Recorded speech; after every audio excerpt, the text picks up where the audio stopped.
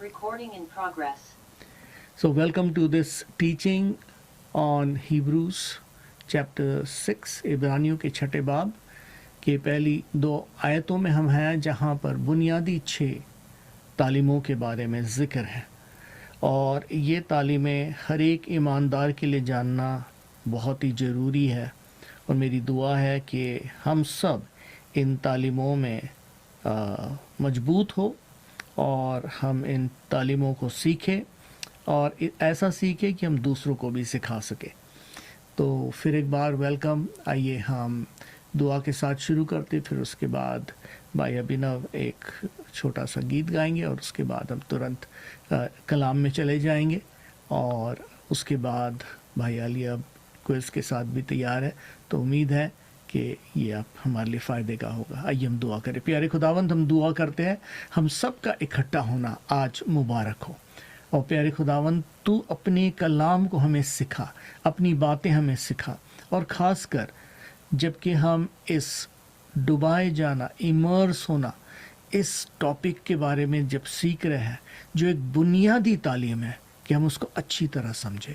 खुदावंद तुम्हारे साथ हो, यीशु के नाम में, आमीन। हालेलुया।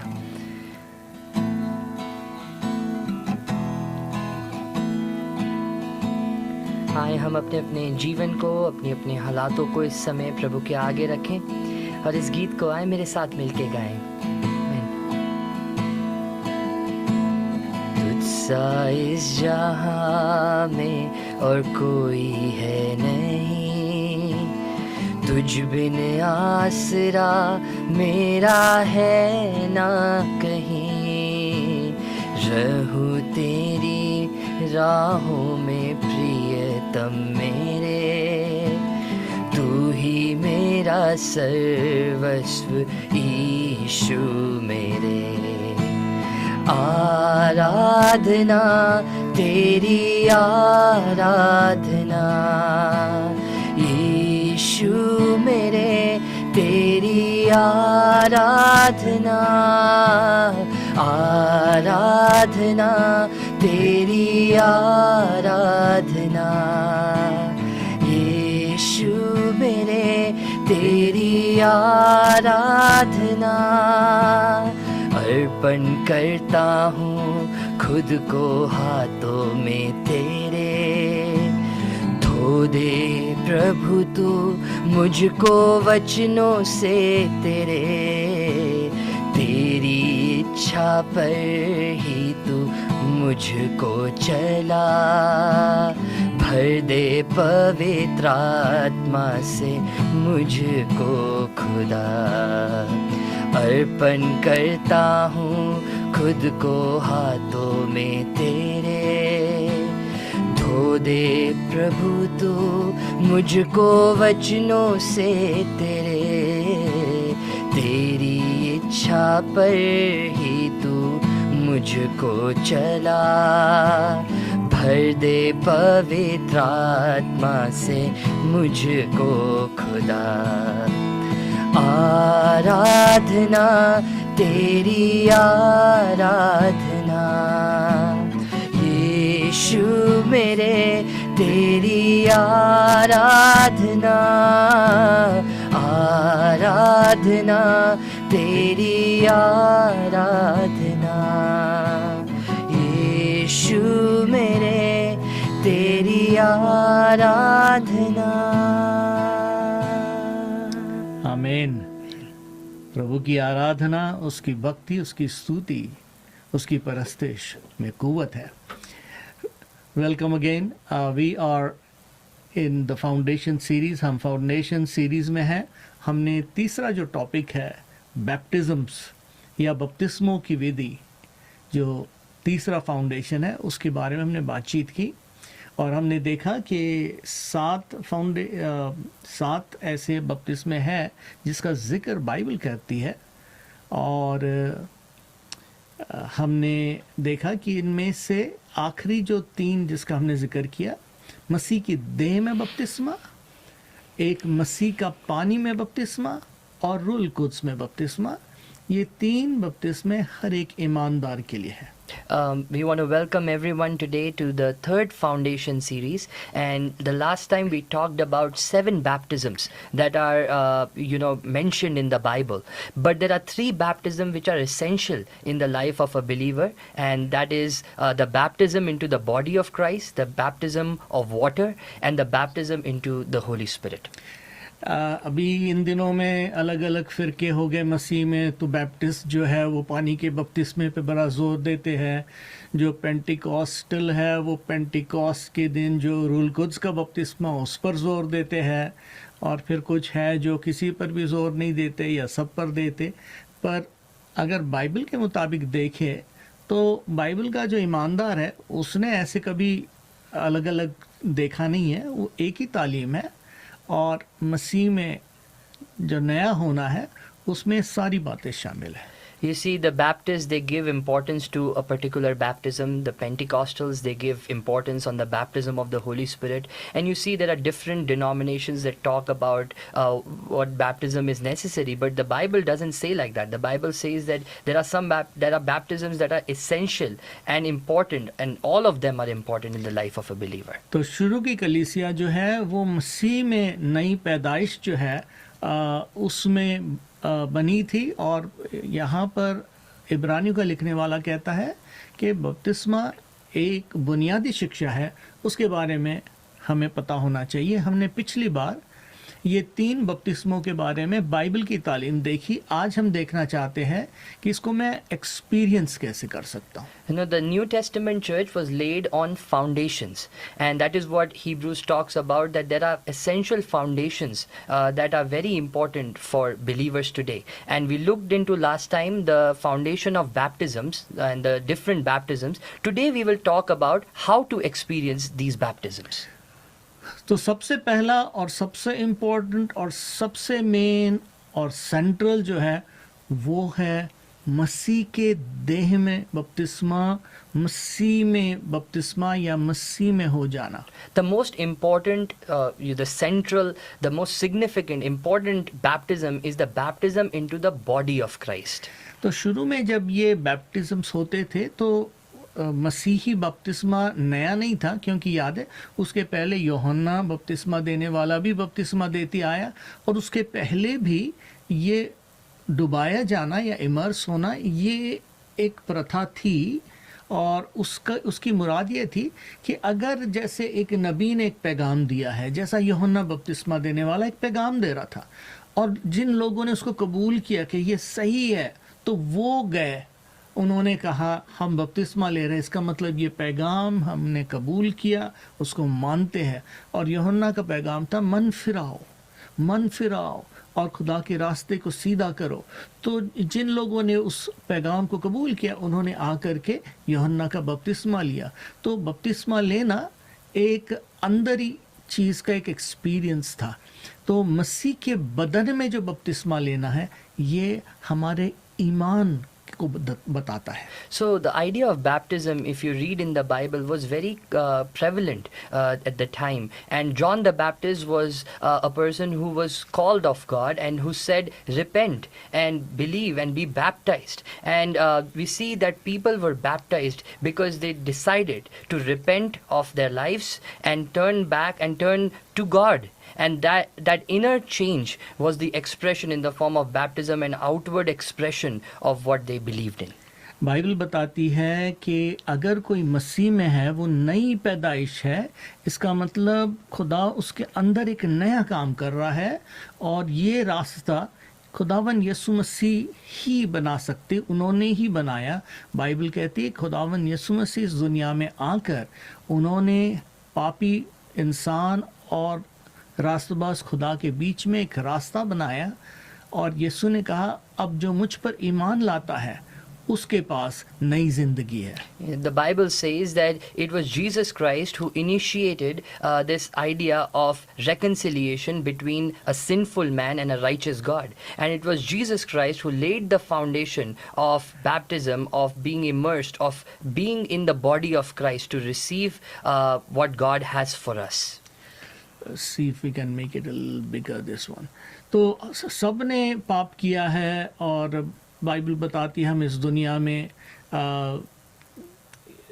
इस तरीके में है कि अब हम दुनिया की सारी बातों को देखते हैं, धर्म और मज़हब को देखते हैं, और चाहे किसी भी मज़हब के कोई क्यों ना हो, हम अगर बाइबल को देखें तो बाइबल में शरीयत है जो बताती है अच्छा क्या है, बुरा क्या है, और हम उस रास्ते को चुन लेते हैं जिसको हम मज़हब कहेंगे या एक सोचने का तरीका कहेंगे या इंसान का कोई तरीका सोचे. You see, the world, we see that there is law and there is right and wrong, the difference between what is morally correct and wrong. And there is a path on which every man is in the quest of either religion or philosophy or traditions. Can we make this full screen? Yes. Let's see if we can. तो हम ये जो तरीका है कि धर्म का रास्ता है या फिलॉसफी का रास्ता है, both can't happen at the same time. Very good, ठीक है. So हम ज़िंदगी में फिर कोशिश करते हैं अपनी ज़िंदगी को अपने वश में, रूहानी बातों को अपने वश में. चलो मैं दुआ करूँगा, मैं अच्छा बनने की कोशिश करूँगा, है ना. मतलब ये बड़ा मजहबी ख्याल है, अच्छे बनो, और हम सबको कहते हैं भाई अच्छे बनो. हम बनने की कोशिश कर रहे हैं और अच्छे बनेंगे और बनेंगे, और हम और भी मज़हब को करेंगे. फिर हम सोचते भी बेटर हो रहे हैं, हो सकता, फिर उसके बाद फिर गिर जाते, फिर उसके बाद लौटते, हम सोचते चलो आगे और बेटर करेंगे, पर कभी भी हम पहुंचते नहीं हैं. और उसका रिज़ल्ट क्या है? रिज़ल्ट ये है कि सब ने पाप किया और खुदा के जलाल से महरूम है, और हमको पापी का ही सर्टिफिकेट मिलता है. अपनी सारी कोशिश, फिर हम कहते चलो फिर से ट्राई करते हैं, तो फिर से हमको सोचते हैं भी नए से शुरू करते हैं, नए साल के नए रेजोल्यूशंस बनाते हैं. ये चलते ही रहता चक्कर, ये चलते ही रहता चक्कर, और उसका एंड एक ही है, और वो है मौत. और उस मौत से सब भागना मांगते हैं. इससे हमें कौन आज़ाद करेगा? खुशखबरी ये है कि यीशु ने ये रास्ता हमारे लिए पूरा कर दिया. अब मुझे कोशिश नहीं करना है. अब मसीह में आने से मुझे रास्तबाज बन के आने की ज़रूरत नहीं है. मसीह में आने से मेरी ज़िंदगी में रास्तबाजी, वो मुझे रास्तबाज बना देता है, और इसलिए अब मेरा चाल चलन बदलता है. तो मसीह मुझे जो काम मैंने करने हैं उस काम के लिए मुझे ताकत देता है. तो मसीह ईमान मेरे अंदर ये नए ज़िंदगी का एक नया काम शुरू करता है. ये नहीं कि मसीह ज़िंदगी में आने के लिए मुझे सुधर के आना है. ये बहुत बड़ा फ़र्क है. तो ये गुड न्यूज़ है. गुड न्यूज़ क्या है कि मसीह ने पूरा दाम दिया, पेड इन फुल है. ये माफ़ी है, नया जन्म है. तो मुझे क्या करना है?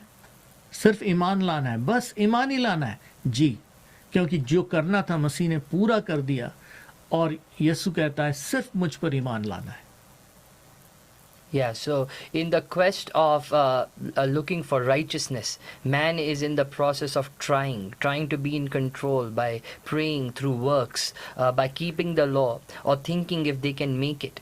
But the result of that is that man is a sinner. The Bible says, and all have sinned and fallen short of the glory of God. And the end of that result is eternity in hell, a separation from God. But the good news for every believer is that Jesus Christ has paid in full the price for our sins. And this is the difference between the Christian faith, that it is not through our works, but by the grace of God. Because God himself, in his son Jesus, he took our sins and he's given us his forgiveness and a new birth experience. So we are born again. And when we put our faith in Jesus, our result is perfect. Not based on our works, but what God has done for us. और इसलिए अब Bible कहती जो भी मसीह में है प्रभु उसको संत पुकारता है। And therefore the Bible says that whoever is in Christ, God calls him a saint. और इसलिए बाइबल में जब भी पौलुस के खत या दूसरे रसूलों के खत को आप देखते हैं तो वो कलीसिया के लोगों को संत कहकर पुकार रहे हैं। And then when you look into the letters that Paul wrote to the churches, he refers to them as saints. करंथ की कलीसिया में जो संत है, In Corinthians, in the church of Corinth, he's calling them saints.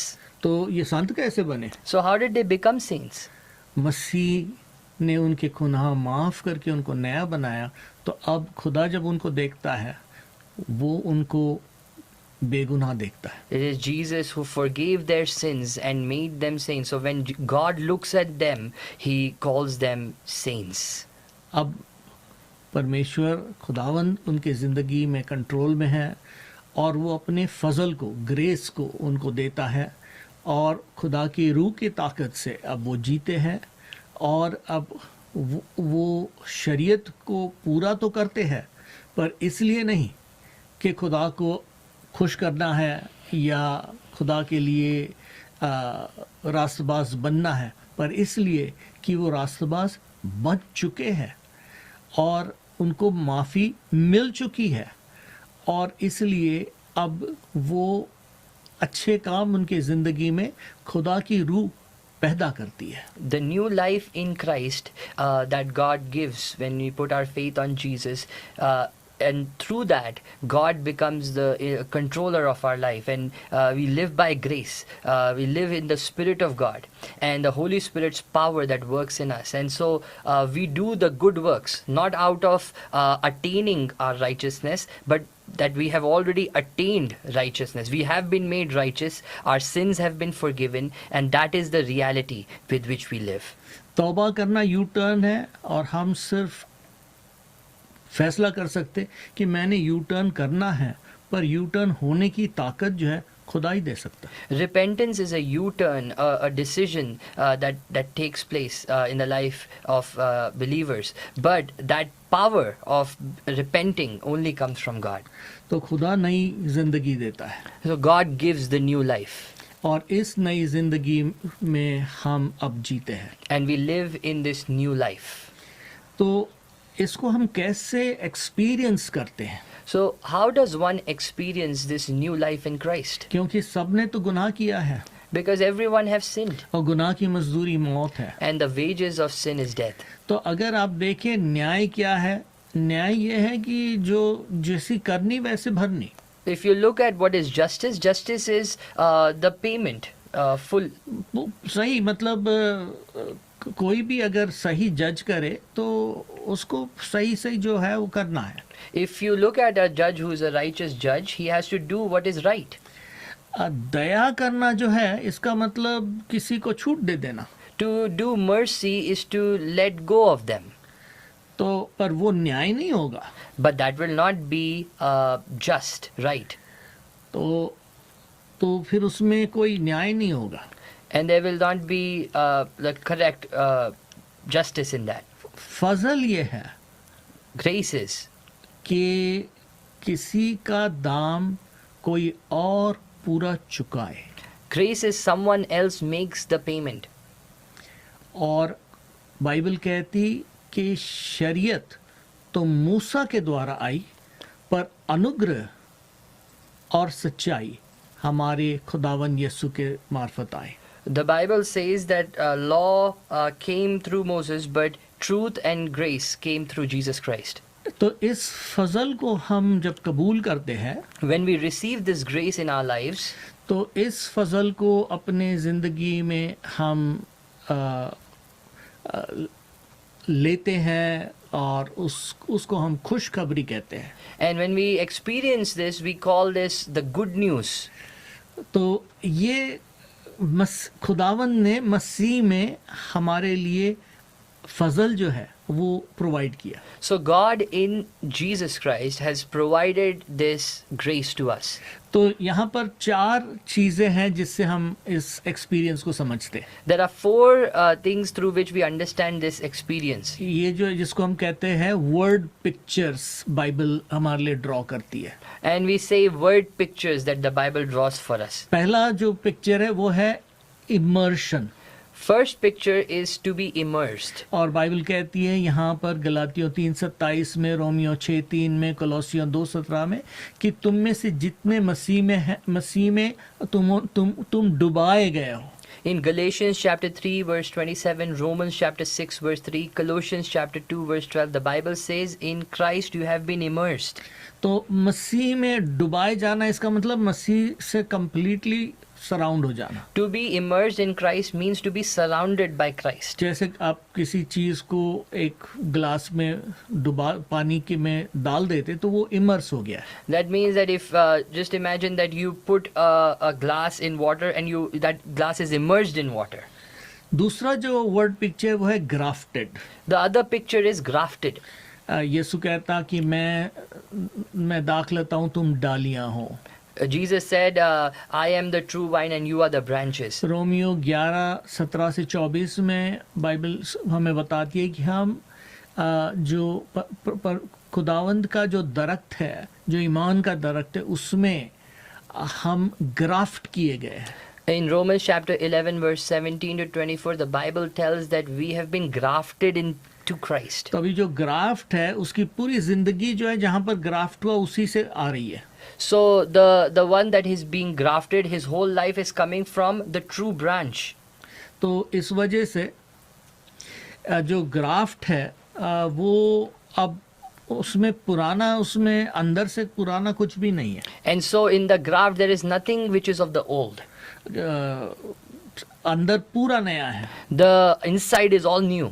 क्योंकि वो नए दरख्त से आ रहा है। Because now everything is coming from the new vine. अब है तो पुराना पेड़ का टुकड़ा, पर अंदर से पूरा नया है। Now even though it is an old branch that has been grafted, but now from the within it's new. तो ये एक दूसरा पिक्चर है हमारी जिंदगी का। And that is a new picture, a second picture for our life. ये नई जिंदगी को समझने के लिए। To understand the new life in Christ. तीसरा जो वर्ड है वो है adoption. The third picture is to be adopted. Bible कहती है कि गलातियों का 4 बाब 5 और 6, यूहन्ना 1:12 कि अब जितने ने मसीह को कबूल किया उनको खुदा ने अपने बेटे बेटी बनने का हक दिया है। In Galatians chapter 4 verse 5 to 6, John 1 to 12, Romans 8:14 and 16, the Bible tells that whoever believes in Christ God has given them the right to be called their children. तो बेटे बेटी खुदा बना देता है। So God makes us his children. ये नई जिंदगी का तीसरा पिक्चर है। That is the third picture of the new life in Christ. Bible फिर बताती है कि जितने मसीह में हैं वो एक नई पैदाइश है। And the Bible says that whoever is in Christ is a new creation. तो ये नई जन्म के ये सारे अलग अलग पिक्चर्स है। And so these are the three, like 4 different pictures that the Bible tells us. हमें कैसा पता पड़ेगा? How do we know? रूहानी जन्म जो है वो तो रूह का है। The spiritual experience is of the spirit. मसीह में रूह का नया जन्म हुआ है। And it is in Christ that we have a spiritual birth. पर हमारे जज्बात है, हमारी सोचनी है, ये सब हमारे दिमाग से उसका ताल्लुक है। But we have our emotions, we have our personality, and it all has to do with our mind. इस माइंड से, इस दिमाग से हम समझते हैं। And through this mind we understand. और नए जन्म को दिमाग से समझना नामुमकिन है। And understanding the spiritual birth through the mind is impossible. क्योंकि वो रूह से ही समझा जाता है। Because it can only be understood through the तो ये spirit. रूहानी समझ कैसे क्या होगी? So how to have this spiritual understanding? क्योंकि इस दिमाग से ये रूहानी चीज नहीं समझ में आती। Because through the mind one cannot understand the spiritual birth. तो दिमाग का जो नवीनीकरण है, So the newness of the mind. तो ये जो माइंड है इसका नया जन्म नहीं होगा, इसको रिन्यू करना पड़ेगा। So the mind will not have a new birth experience. The mind will have to be renewed. इसका मतलब अगर मेरे पास कोई मेज है जो काफ़ी ढीली है, पुरानी हो गई, 100 साल पुरानी है, एक तो मैं उसको बाहर फेंक करके नया ला सकता, पर दूसरा उसी मेज को मैं कारखाने अपने ले जा करके उसके नट टाइट वाइट कर करके उसको उसकी मरम्मत करके उसी मेज को ऐसा बना सकता है कि वो तो ज़बरदस्त नए जैसे लग रही है पर है पुरानी. Now, if I have an old table, I can do two things. One, I can put that table outside and get rid of it and get a new table. Or the second thing that I can do is I can take it to my workshop and I can renew that table to look like new. Now, the table is still the old, but through the process of renewing, now it looks new. यीशु का खून हमारे गुनाहों को धोता है The blood of Jesus washes our sins, और हमारे सारे गुनाह को धो देता है, and He washes all our sins. पर हमारे दिमाग को But our mind उसका भी धोना जरूरी है. needs washing as well. यीशु ने कहा तुम मेरे बोले हुए कलाम से धोए गए हो. Jesus said that you have been washed by my word. तो जब एमाउस के रास्ते दो शागिर्द जा रहे थे, बहुत निराश थे, उनका मन बहुत ही भारी था, पर जब उनके साथ यीशु हो लिया और बातें करने लगा, उन्होंने कहा क्या हमारे जी में जी नहीं आया जब वो बात कर रहा था. There were two disciples we read in the Bible that were on the road to Emmaus, and they were walking, and that's when they encountered the risen Christ. And as Jesus started talking to them, their eyes were opened, and they said, after hearing Jesus speak, their minds were opened. तो हमारा दिमाग जो है वो यीशु के कलाम को, खुदा के कलाम को सुनने से हमारे दिमाग में चेंज आने लगता है. Our mind is changed through the hearing of the word of God. नए जन्म को जब हम एक्सपीरियंस करना चाहते हैं, उसके लिए ज़रूरी है कि हम खुदा के कलाम को जब सुने, उसे समझे, उस नए ज़िंदगी के बारे में समझे, और वो जब हमें बताए कि मैंने तुझे अपना बेटा बनाया है, जब उस बात को हम सुने, तब हमारे अंदर में वो गवाही पैदा होती है. If we want to experience the new life that Christ gives, we must hear the word of God, listen to the word of God, and apply it into our lives, the word what God is speaking to us. तब ये नया जन्म जो है हमारा experience बनने लगता है. And that is when our new life experience, we'll start living it every day. तो मसीह के बदन में जो बपतिस्मा है, वो एक्सपीरियंस एक बदले हुए जिंदगी का है. So the experience of the baptism into the body of Christ, the sign of that is a changed life. मैं जिंदगी बदलता नहीं अपनी कि मुझे नया जन्म मिले और मैं मसीह में हो जाऊं. My life, I don't change it and then go to Christ. क्योंकि फिर मजहबी हो गया. Then that is another religion. Bible हमें साफ बताती है, The Bible tells us वो हमें नया बनाता है ताकि हमारा चाल चलन बदले.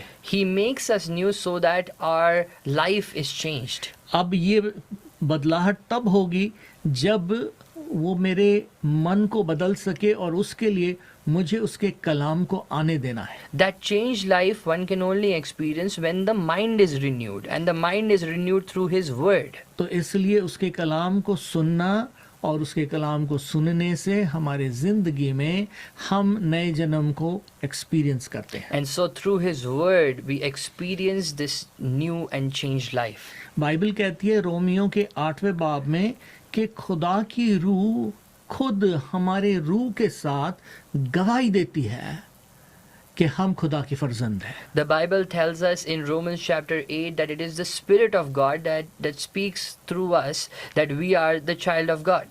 तो ये हमारा जो एक्सपीरियंस है कि मैं मसीह में नया हो गया हूँ या मैं मसीह में नई पैदाइश हूँ, ये पाकरू की आवाज़ है मेरे अंदर. So it is this Holy Spirit that speaks into our lives saying that now we are the children of God.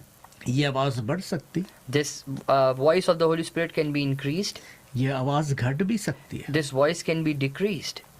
अगर मैं खुदा के कलाम को सुनता रहूंगा if I keep listening to the word of God और अपने कान को ट्यून कर लूंगा, and tune my ears to his word, तो ये एक्सपीरियंस मेरे लिए बढ़ता जाएगा। then this experience will grow for me. नहीं तो ये एक्सपीरियंस मेरी जिंदगी में घटता भी जाएगा। Otherwise, this experience can also decrease in my life. इसका मतलब ये नहीं कि मैं कम बेटा हो गया, That doesn't mean that I am less of a son, पर बेटे का असर मुझ में नहीं रहा। but the effectiveness or the impact of the son is not there anymore. तो ये हमारा एक्सपीरियंस है जिसको हम मसीह के बदन में बपतिस्मा कहते हैं। So that is the first, that's the experience into the body of Christ and how to जो experience it. दूसरा बपतिस्मा है वो पानी का बपतिस्मा है, The second baptism is water baptism. और पानी का बपतिस्मा ईमानदार लेता है And the water baptism is taken by the believer, जिसने मसीह पर ईमान लाया है, the one who has believed on Jesus और Christ, उससे कोई भी मसीह का ईमानदार देता है, and the one who has believed is the one who's giving the baptism. और वो पानी में लेता है। And this is taken in water. ये एक अंदर के एक्सपीरियंस का बाहरी एक्सप्रेशन है। This is an outward expression of an inward change. तो ये हम जिंदगी में जो एक्सपीरियंस करते, इससे यही होता है कि हम इस हुक्म को मानते हैं। And so after experiencing our baptism in the body of Christ, now this is a commandment that we fulfill. तो ये आज्ञा मानना है So this is fulfilling a commandment. जो यीशु ने आज्ञा दी थी कि जाओ सारे दुनिया में खुशखबरी सुनाओ, और जो ईमान लाए और बपतिस्मा ले उसकी नजात होगी। And so we read in the great commandment that Jesus said that go into the whole world and preach them and baptize them and make them believers. And whoever would believe would be saved. तीसरा जो बपतिस्मा है वो है पाखरू में बपतिस्मा। The third baptism is the baptism in the Holy Spirit. ये हर एक ईमानदार के लिए है। And this is for every believer. बिना ईमान लाए ये बपतिस्मा नहीं होता। Without faith, you cannot experience this baptism. जब तक आपका नया जन्म नहीं हुआ तब तक पाखरू में बपतिस्मा नहीं होगा। Till you have been experienced that new life experience, you will not be experiencing the Holy तो ये Spirit. पाखरू का बपतिस्मे का एक्सपीरियंस कैसे होगा? So how to experience the baptism in the Holy Spirit? मुझे क्या करना पड़ेगा? What will I have to do? तो पहली चीज समझना है कि पाखरू है क्या, First, understand who is the Holy Spirit. कौन है, Who is it? और वो करता क्या है, And what does it do? और मैंने क्या करना है। And what am I supposed to do? पाखरू जो है वो खुद परमेश्वर है, The Holy Spirit it itself is God. और वो एक व्यक्ति है, And it is a person. और जो त्रिएक परमेश्वर है वो उसका तीसरा व्यक्ति है। And he is the third person in the Godhead. तो बाप बेटा रूल कुछ तीनों एक खुदा बने हैं। And Father, Son and Holy Spirit is the Trinity, the triune God. खुदा भी उतना ही बाप भी उतना ही खुदा है, बेटा भी उतना ही खुदा है, पाखरू भी उतना ही खुदा है। God, Father, Son, they are all God. They are all three God, one.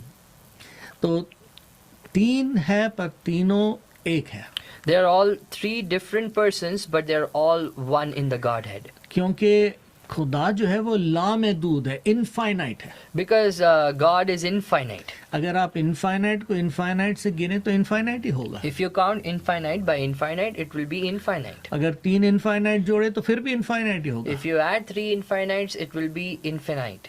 क्योंकि हर एक लामहदूद है। Because all are infinites. ये वजह है। That is the reason.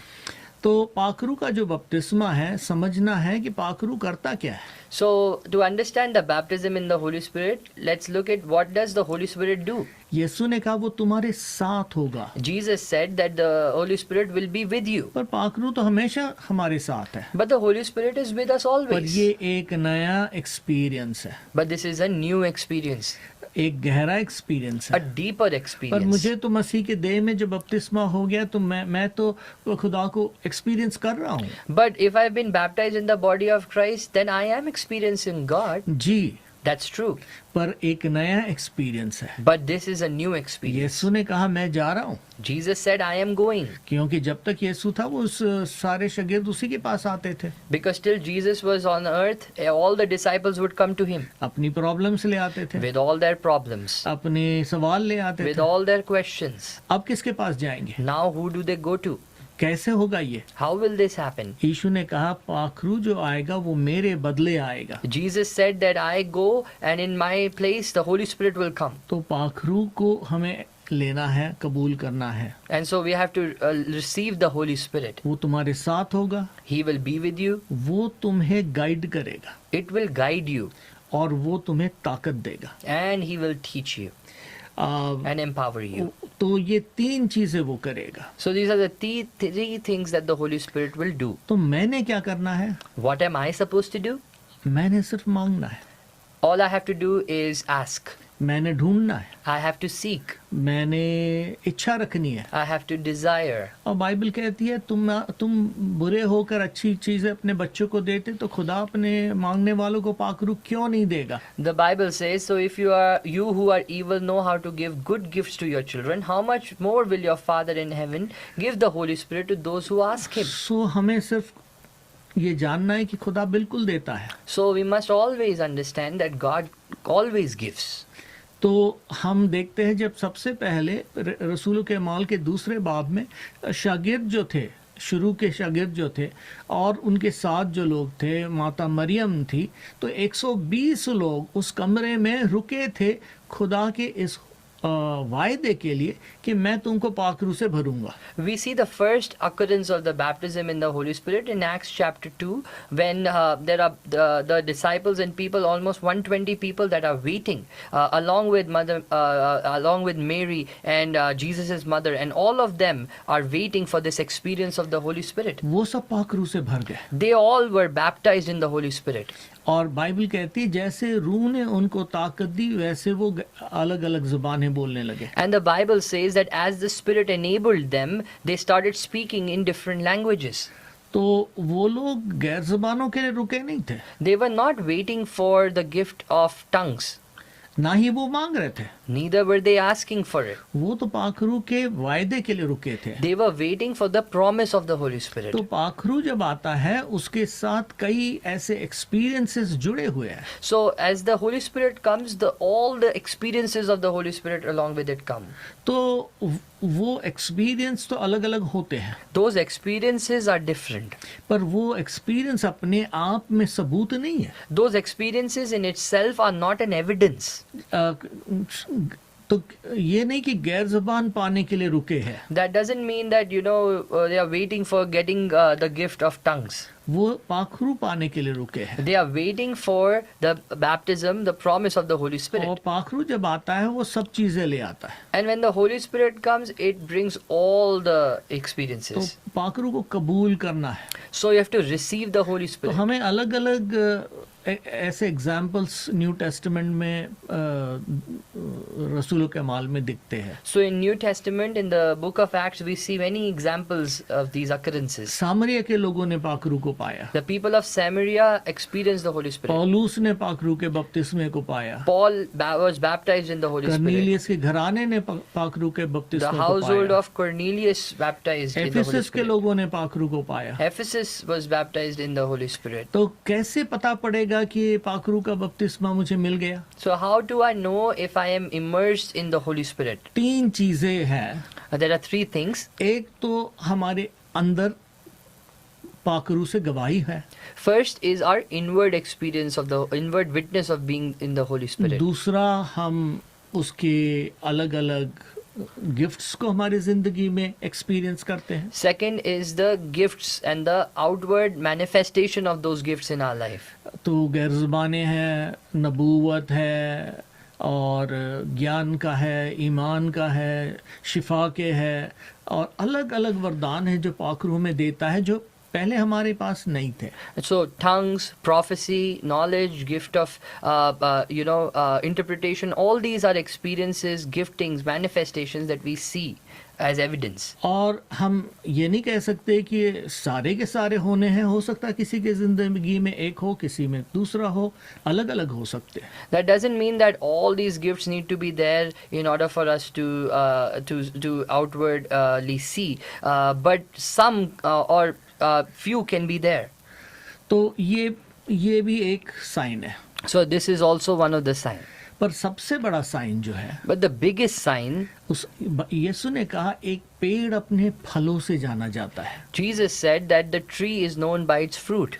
सबसे बड़ा फल जो है कि हमारे पास खुदा की मोहब्बत है, The biggest fruit is that we have the love of God. क्योंकि सबसे बड़ा साइन जो है बाइबल कहती है वो खुदा की मोहब्बत है। The biggest sign that the Bible says is love of God. और पाखरू के मार्फत खुदा का प्यार हमारे दिलों में उंडेला गया है। And it is through the Holy Spirit that love of God has been immersed in our lives. पहले कुरिन्थियों के 13वें बाब में पौलुस कहता है कि अगर मैं फरिश्तों की जुबानें बोलूं, अपनी जुबानें बोलूं और मोहब्बत ना रखूं तो मेरा क्या फायदा। In 1 Corinthians chapter 13, Paul says that if I speak the language of angels and I prophesy and I say all these things, but I don't have love, then what is it of gain? तो हम ईमान से कबूल करते हैं कि खुदा ने हमें पाकरू से भरा है। And so it is by faith that we receive this gift of the Holy Spirit. तो हम जानते हैं कि खुदा ने अपने रूह से हमें भर दिया है और हम उसको कबूल करते हैं। And so now we know that it is through the Holy Spirit that we have experienced this and we receive that gift in our life. तो ईमान से उसे हम कबूल करते हैं। And by faith we receive it. जब कभी खुदा हमें पाकरू से भरता है तो हमारा दिल गवाही देता है और हम इस एक्सपीरियंस में बढ़ते चले जाते हैं। Whenever we experience this, it is our heart that testifies that we have experienced the baptism. तो मसीह ज़िंदगी जो है वो सिर्फ एक तालीम नहीं है पर एक एक्सपीरियंस भी। So the Christian life is not just a teaching but an experience. तो नया जन्म जो है वो सिर्फ एक फिलॉसफी नहीं है पर एक एक्सपीरियंस है। So the new life is not just a philosophy but an experience. और वैसे ही पानी का बपतिस्मा हमारे लिए एक एक्सपीरियंस है जो हमारे हुक्म मानने से हम करते हैं। And that's the same way that the water baptism is also a fulfillment, a commandment that we obey and fulfill. पाखरू का बपतिस्मा भी हमारे लिए एक एक्सपीरियंस है। And the gifts of the baptizing in the Holy Spirit is also an experience for us. तो ये तीन बुनियादी बपतिस्मे हर एक ईमानदार के जिंदगी के लिए लाजमी है। So these three foundational baptisms are essential and necessary in the life of every believer. तो इसकी तालीम होना है So there is a teaching for this, पर उसको एक्सपीरियंस भी करना है। but there is also an experience. अगर आज तक आपने मसीह में बपतिस्मा नहीं लिया तो आपके लिए ज़रूरी है कि आप मन फिराएं और उस पर ईमान रखें और खुदा के रूह को कहे कि मुझे नया बना, और खुदा का रूह जो है वो आपको मसीह में डुबा करके आपको नई पैदाइश, आपको उसमें ग्राफ्ट कर देता है, आपको बेटा बना देता है, आपको उसमें डुबो देता है, आपको नया बनाता है। ये खुदा के रूह का काम है। If till today you have not experienced the baptism in the body of Christ, it starts with repentance of a U-turn, and you say, God, that God, I want you to be in my life, and you call God, and then what God does, His Spirit does, is that it baptizes us into the body of Jesus Christ. When we are baptized, we are grafted into Christ, we are adopted, made His children, and we are made new. उसके बाद हमारे लिए ज़रूरी है हम उसका हुक्म माने और पानी का बपतिस्मा लें। Then it is important, following that we obey Jesus' commandment to be water baptized. ये हुक्म मानना ज़रूरी है। It is important, it is necessary to us to obey this commandment. खुदावंद यीशु मसीह ने खुद बपतिस्मा लिया और यूहन्ना से कहा कि खुदा की रास्तबाजी को पूरा होने दो। Jesus himself was baptized and told John the Baptist that fulfill the righteousness of God. तो ये खुदा का हुक्म है। So this is the commandment of God. तीसरा, Third, खुदा के रूह में बपतिस्मा हमें हर एक ईमानदार के लिए लाजमी है। the baptism in the Holy Spirit is essential for every believer. तब हम कुव्वत पा सकते हैं। That is when we receive power. और ये तीनों बपतिस्मे हमारे लिए जरूरी है। And all these three baptisms are important for us. उसकी तालीम, His teaching, बपतिस्मों की तालीम और उसका एक्सपीरियंस हमारे लिए लाजमी है। the teaching of baptism and the experience of these three baptism is important. तो उम्मीद है कि ये तालीम हम अच्छी तरह समझे। I hope that you have understood these teachings today. तो हमने आज थोड़ा उसका प्रैक्टिकल एक्सपीरियंस भी देखे। So today we looked into the practical experience of how to experience these baptisms. हमने कुछ सवाल तैयार किए हैं, तो क्विज की तरफ जाएंगे। अगली बार हम चौथे टॉपिक पर जाएंगे, the doctrine of laying on off hands, हाथ रखने की तालीम, जो इख्तियार को बताती है बाइबल हमें क्या सिखाती है। And now we will go into a time of quiz, and next teaching we will go into the fourth foundation, which is the foundation of the laying on of hands, and we will talk about what that means.